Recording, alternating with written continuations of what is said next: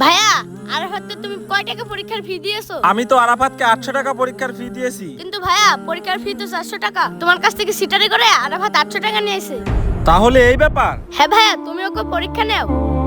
এই আরাফাত শোন, কি হয়েছে ভাই? তোর তো দেখছি মাথার চুল অনেক বড় হয়ে গিয়েছে। এই নে, এই টাকাটা নে, এই টাকাটা নিয়ে বাজার থেকে একটা চুল কাটা মেশিন কিনে নিয়ে আয়। আচ্ছা ভাইয়া। ভাইয়া, এই নাও নতুন চুল কাটার মেশিন কিনে নিয়ে এলাম। তাই মেশিনটা কয় টাকা নিল? একে বলা যাবে না ভাইয়া, 1000 টাকা নিল।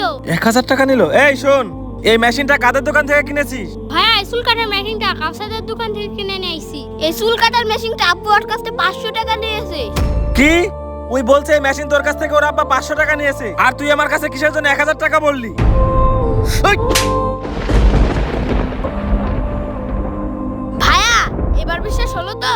হ্যাঁ, ওই আমার সাথে এতদিন চিটারি করেছে।